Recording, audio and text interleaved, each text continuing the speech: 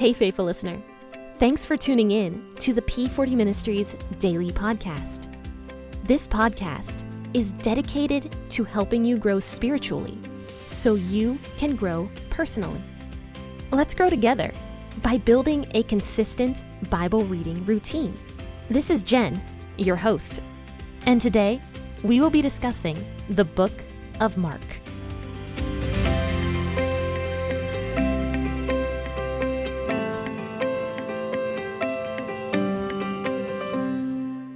Hey, good morning, friends and faithful listeners. Thank you for tuning into the P40 Ministries podcast this morning with your host, Jen. And guess what? I am not drinking coffee this morning. I have tea right here with me, which is extremely absurd for me. Very out of character. Usually I have a nice hot cup of coffee next to me as I record, but I ran out of coffee. And I have learned that it's not necessarily the flavor of the coffee that I'm addicted to, though I kind of am, because I can tell you that this tea is not really satisfying me very much, but it's not necessarily the coffee. It's actually the motion of having like a cup in my hands. And I have learned that I really do enjoy having a beverage next to me a lot. I like having like a bottle of water at night. Sometimes I'll have a glass of wine.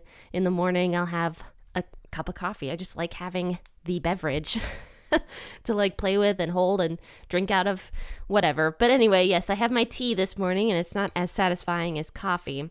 For those of you who are tea drinkers, truly, I don't understand.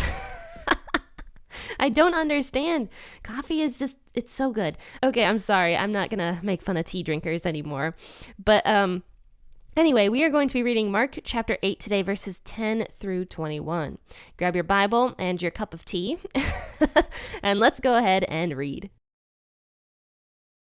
Immediately he entered into the boat with his disciples and came into the region of Dalmanutha. The Pharisees came out and began to question him, seeking from him a sign from heaven and testing him. He sighed deeply in his spirit and said, "Why does this generation seek a sign? Most certainly I tell you, no sign will be given to this generation." He left them and again, entering into a boat, departed to the other side. They forgot to take bread, and they didn't have more than one loaf in the boat with them. He warned them, saying, "Take heed, beware of the yeast of the Pharisees and of the yeast of Herod." They reasoned with one another, saying, "It's because we have no bread." Jesus, perceiving it, said to them, "Why do you reason that it's because you have no bread? Don't you perceive yet, neither understand? Is your heart still hardened? Having eyes, don't you see? Having ears, don't you hear? Don't you remember? When I broke the 5 loaves among the 5,000, how many baskets full of broken pieces did you take up?" They told him 12. "And when the 7 loaves fed the 4,000, how many baskets full of broken pieces did you take up?" They told him 7. He asked them, "Don't you understand yet?" So right after Jesus finishes doing the miracle with the 4,000 people, which was a huge miracle, right? We would be dumbfounded if a miracle like that happened nowadays. We wouldn't even know what to do. That would be a miracle sent straight from God in our opinions, right? So it says that right after Jesus finished doing this miracle with the 4,000 people and feeding all of them with only 7 loaves of bread, it says that he immediately entered into a boat with his disciples and came to the region of Dalmanutha. And so after he gets there, all these Pharisees come over and they start harassing him. And so it literally says they come out and begin to question him, seeking from him a sign from heaven and testing him. So the word testing here could actually be more like tempting him. And I believe it's the same word used when Jesus went out into the desert and was tempted by Satan. So these Pharisees are out here tempting Jesus, trying to get him to do this miraculous sign from heaven. Now, here's the thing though. Jesus did so many miraculous signs from heaven that he is probably just so irritated by this point. But the Pharisees are not looking for any of those little miracles that Jesus did. They want something grand and glorious. They want fire to appear out of heaven or lightning or I don't know what they're looking for. They're looking for something that's just absolutely ridiculous, and they're trying to tempt Jesus to do this big show for them and prove how Messiah-like he is, because they don't believe he's the Messiah. But here's the thing, Jesus gets angry at them. It says in verse 12, he sighs deeply in his spirit. So he's really, really irritated with them, because he's probably like, You guys, have you not seen all these other miracles that I'm doing? I just fed 4,000 people with nothing. I just fed 5,000 people with nothing a few months back. I've done so many miracles. I've shown you guys miracle after miracle after miracle, and they're still choosing not to believe. And so he's angry and upset with these Pharisees because they're not only insulting Jesus's miracles, saying like, oh, those aren't good enough for us. Those are too little. We want something bigger and better. They're not only insulting Jesus, but they're forgetting that he's done all these fantastic miracles. And on top of this, they are denying that he's the Messiah by asking him to do this incredible miracle from heaven, basically. And by the way, I want to mention that a few episodes back, I said the word Jesus did an incredulous miracle. And I just want to throw it out that that is not the right word. My husband actually noticed that. He's like, you said incredulous. He's like, do you know what incredulous means? And I'm like, yeah, it means underhanded. And so I definitely said that Jesus did an incredulous miracle, when in actuality, it was supposed to be Jesus did an incredible miracle. But anyway, that was just a side note. And fun fact, I almost just said it again when I when I said that Jesus did all those incredible miracles. I almost said incredulous miracles. Okay. Anyway, Jesus did a bunch of incredible miracles that these Pharisees are forgetting. And I forget what my point was with that. Okay, the Pharisees are denying that Jesus is the Messiah during all of this. They are saying, nah, you're not the Messiah. You're not doing good enough miracles for us. So they're denying Jesus. They're making, I'm sure there's a crowd of people around at this point. They're making the people in the crowd doubt Jesus. I mean, let's not even forget about that. It's not even the Pharisees themselves that don't believe. They're causing the people to go astray as well.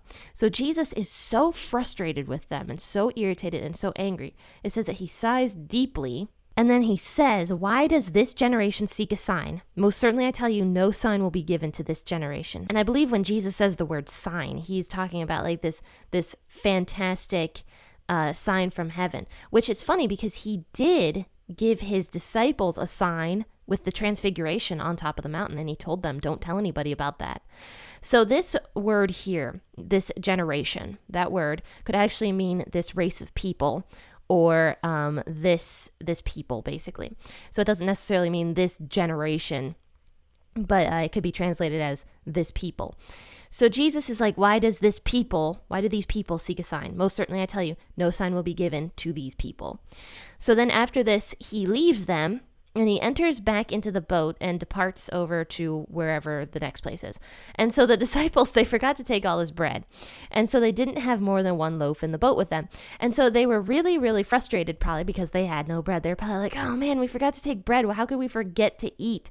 And they're probably getting kind of hungry. So then Jesus, who I am sure wasn't at any point thinking about bread, like physical bread during this, he says to them, he warns them, he says, take heed, beware of the yeast of the Pharisees and the yeast of Herod. So Jesus is probably still reminiscing about everything that went on with the Pharisees and how they were asking for a sign, and he was so irritated. He probably wasn't even remotely thinking about a loaf of bread. But the disciples, that's where their mind was, and they believed that Jesus was talking about physical bread when he says the leaven.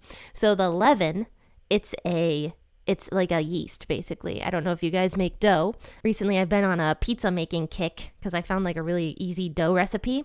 And by the way, those pizzas are fantastic. And I've been learning about making dough. And you have to make the yeast sit in a bowl of warm water to make sure that it, activates or whatever. And then you stick it in the dough. And you do the rest of the process after that. But like the yeast itself, it like makes the dough puff up, right?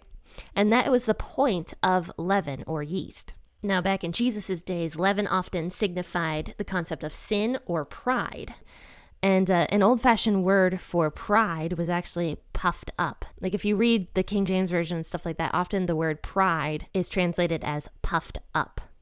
Which, I mean, to this day, that kind of makes sense because we often say that prideful people have like a big head. They got a puffy head, I guess. But anyway, so when Jesus is talking about the leaven of the Pharisees, he was signifying like their sin, if that makes sense. He was trying to talk to the disciples about their sin, and leaven back in Jesus's day could be interchanged out for the word sin, by the way. Sometimes a Jew would actually interchange the word sin with leaven and vice versa, because leaven in the Old Testament often demonstrated the concept of sin. So Jesus talks about the sin of the Pharisees here and the sin of Herod as well, Herod the king.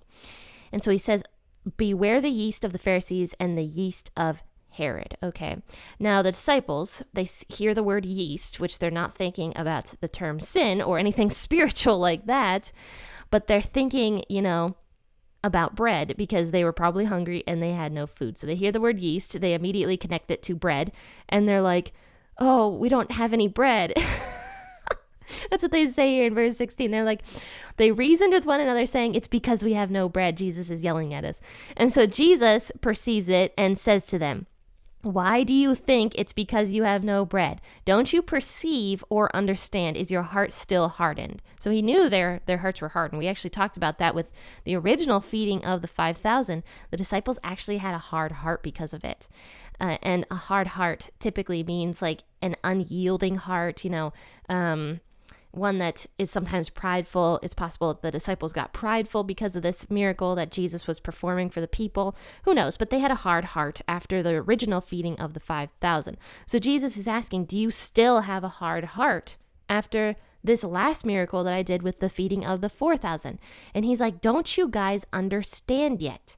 And he says here, how many baskets after the feeding of the 5,000 did you guys take up, basically? And they say, well, we had 12 baskets. And so then he's like, well, how many baskets did you take up after the 4,000 people? And they say 7.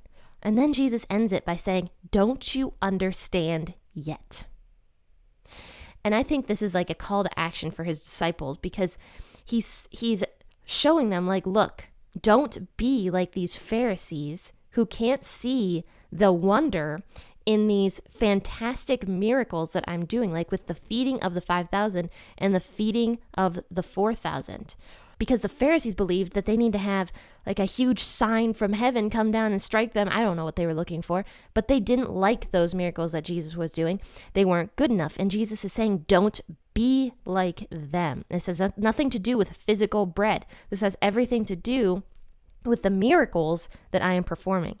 And then he says, don't be like Herod. He's telling his disciples not to be like Herod, because Herod believed that the coming of the Messiah was going to be like a political thing, which is what many, many people believed back in Jesus' day, that the coming of the Messiah was going to free them from the Romans and give them like liberty, basically. So Herod was looking for the Messiah in a very, humanistic kind of way, where it was only going to be like a governing, entity.